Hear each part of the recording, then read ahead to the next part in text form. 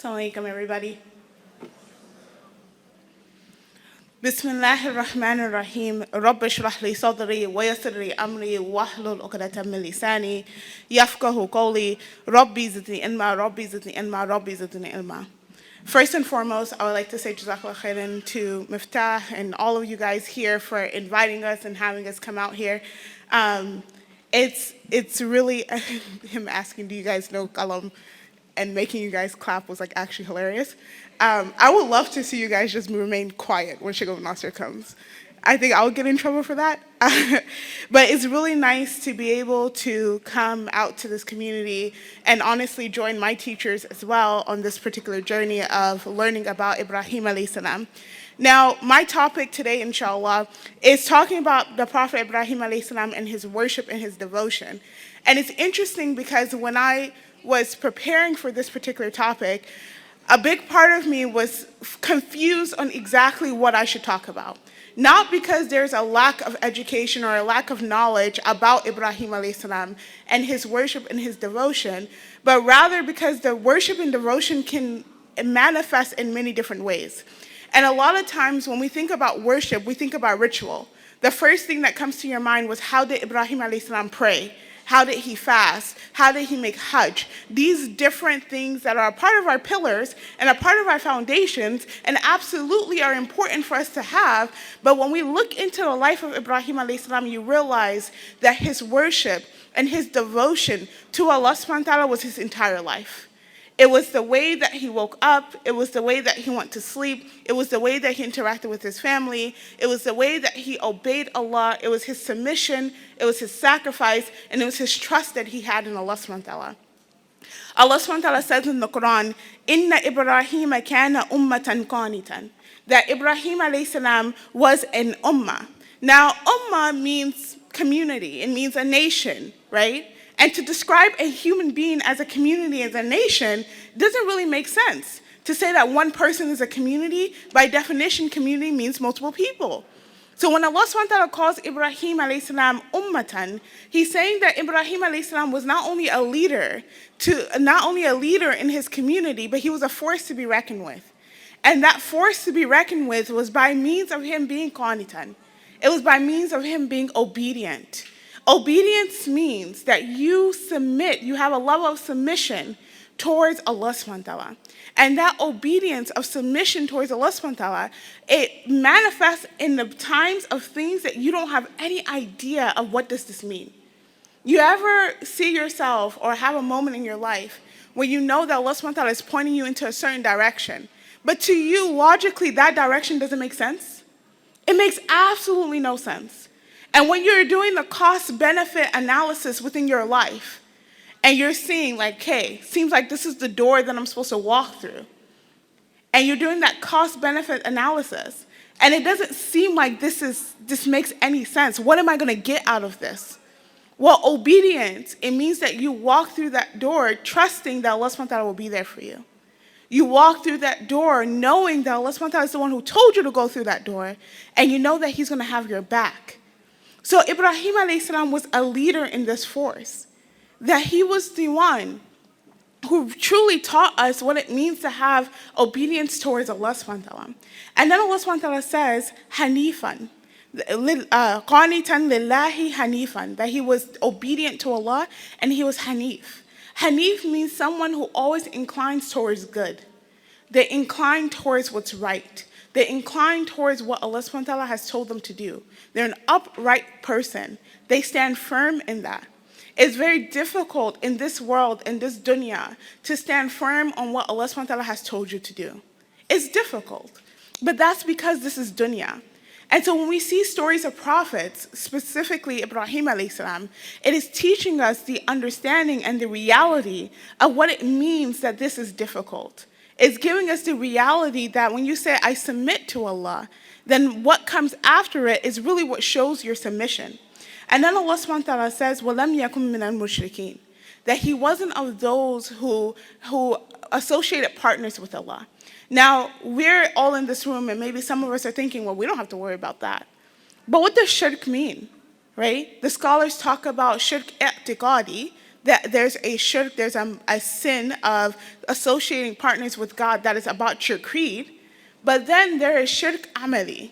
There's a level of associating things with God that is in your action. And what that means is that you don't put Allah subhanahu wa ta'ala first the way that you're supposed to, right? So how does this manifest in our day-to-day life?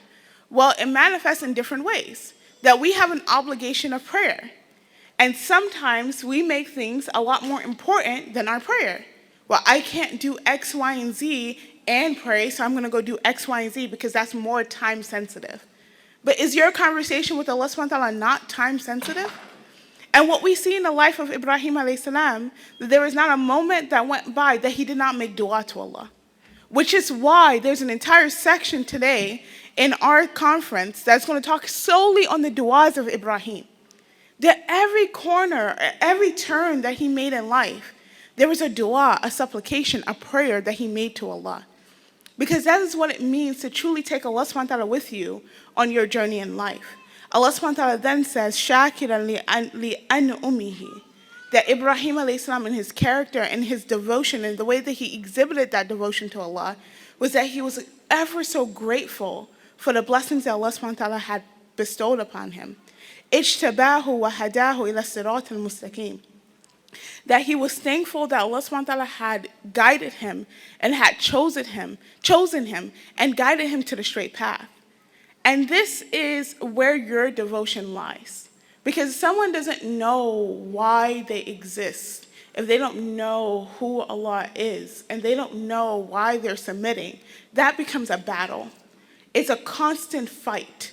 It's a constant situation of, I don't know, should I do this? Do I have to listen? Do I have to obey? But Ibrahim alayhi salam shows us that knowing who Allah subhanahu wa ta'ala is truly what gets us or brings us the understanding of how to devote ourselves to Allah. Allah subhanahu wa ta'ala says in the Qur'an that إِذْ قَالَ لَهُ رَبُّهُ أَسْلِمْ. That Allah subhanahu wa ta'ala said to him, to Ibrahim alayhi salam, submit. And Ibrahim alayhi salam's response, قَالَ أَسْلَمْتُ لِرَبِّ الْعَالَمِينَ. He says, I submit to the Lord of the worlds. Now, saying I'm Muslim is easy. You can say it on your tongue and you can go about your day. But when Ibrahim alayhi salam says that he submits to Allah, that submission is tested. And the nature of a test or a fitna or a fatan, trial or tribulation, what it does is it brings out the best part of your potential. So when Ibrahim alayhi salam says this, then Allah subhanahu wa ta'ala tests him. And one of the tests that Ibrahim alayhi salam goes through that shows his submission and his worship and his devotion to Allah was he was tested with his children. That he had made dua to Allah subhanahu wa ta'ala for a very long time for a child. And once he was giving the honor of having a child and the gift of having a child, Allah subhanahu wa ta'ala asked him to do something very difficult. And that was to sacrifice his child. Now, a person who would rationally be thinking about that, your rationale will say that this is not a good idea. Why would I do that? But for Ibrahim alayhi salam, his rationale was there, but his devotion and his worship to Allah was greater. And so what does he do? He goes to his son and he says, I got this from God. What do you think? Now that what do you think is not an option. It's not an option. It's like a command, but he wants to soften the blow. To which you can see how he's raised his children, and his son then responds and said, do what you've been commanded. Ibrahim alayhi salam had to go through an immense level of sacrifice in his life, and that's also a part of his worship. That he had a very interesting relationship with his father.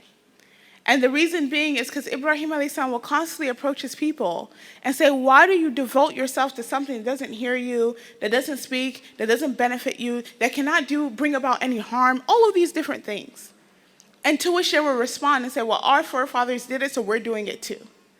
So Ibrahim alayhi salam had this weird relationship with his dad. And when the command comes to Ibrahim alayhi salam that you can no longer make dua for your father, that is something difficult.